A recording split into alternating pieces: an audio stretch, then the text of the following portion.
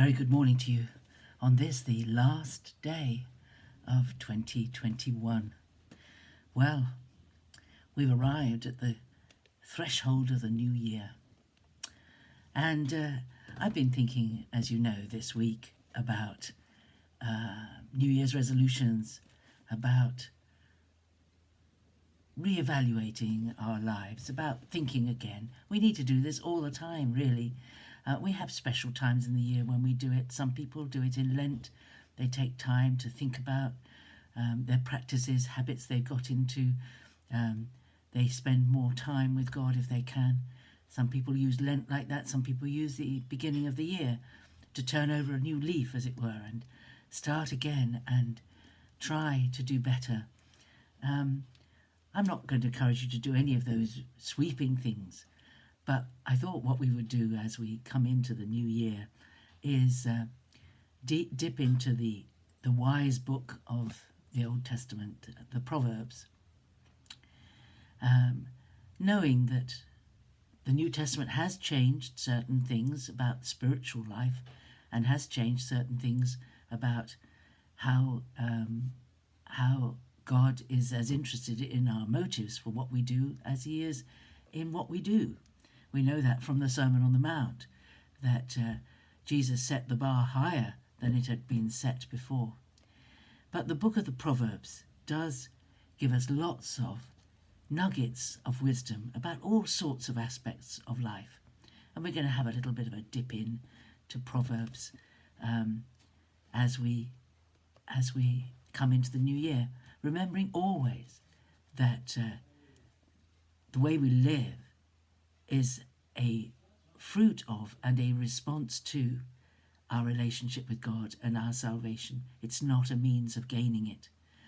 I'm going to say this over and over again, but we still do tend to have this idea, which is inbuilt in us.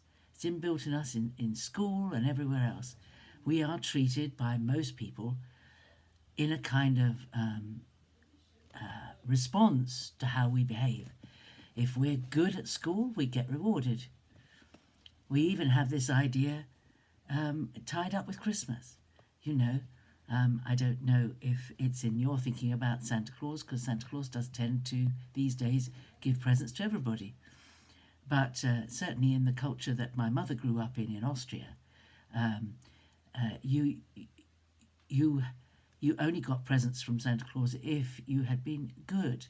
If you'd been bad, then there was another visitor at Christmas, a bad visitor, to punish you.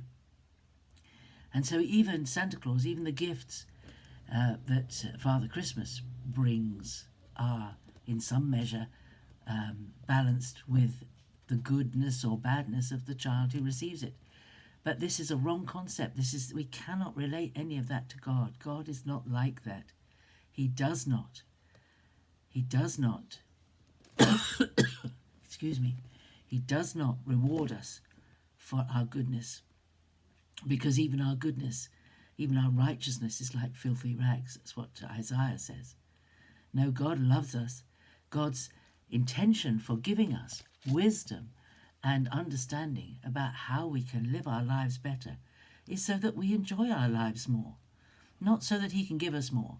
But the more we live according to the way he set this world in motion, then this world will give us things that come as a result of caring for our immediate world better. You know, when you have a car and you've got the manual and it tells you to service it regularly every year and to keep it running, and there are many people who ignore it. Who ignore that. People who don't check their tyres regularly, people who don't check their oil regularly, or their antifreeze or anything, and the car will run for a while and then it'll start getting a bit ropey, and then one day, sooner or later, it'll just pack in. And it'll be a result of our negligence, not because because we've done anything bad, but because we've neglected to do the things that we are told are good to keep the car running smoothly. So the book of the Proverbs begins with a statement of why it was written. It was written that men may know wisdom and instruction, understand words of insight, receive instruction in wise dealing, righteousness, justice, and equity, that prudence may be given to the simple, knowledge and discretion to the youth. The wise men also may hear and increase in learning, and the man of understanding acquire skill. So what he's saying really is, this has been written to help increase our knowledge of how to live life well, how to live life with righteousness, wisely, to manage our lives properly. And there's instruction for those who are simple, for those ordinary, everyday people. Also for those who are young, to learn how to live life so that when they're older they will have prepared for adult life well. And also even the wise man can learn. And the man of understanding acquires skill. So even those who know a great deal can learn. So we can all learn from looking at the Proverbs of Solomon and the other people who've written in this book. It's a good book, and it is written for our benefit, and so we will benefit from it. You and I, we will benefit from looking at the book of the Proverbs. So if you get a chance, read the first chapter. If you get the chance to read on to the second chapter, do. But I don't know how quickly or how slowly we'll go through it. It all depends on how the Lord leads me, really. And I'm so grateful to him for his inspiration over these 18 months, isn't it? It's more than that. It's about 20 months that I've been doing a thought for the day. And the Lord has blessed me so much through it. And I know he's blessed many people through it. And the purpose of Proverbs is to bless us. So today, my thought for today is, how teachable am I? How prepared am I to think again about how I do things and why I do things, my attitudes to people and places and events,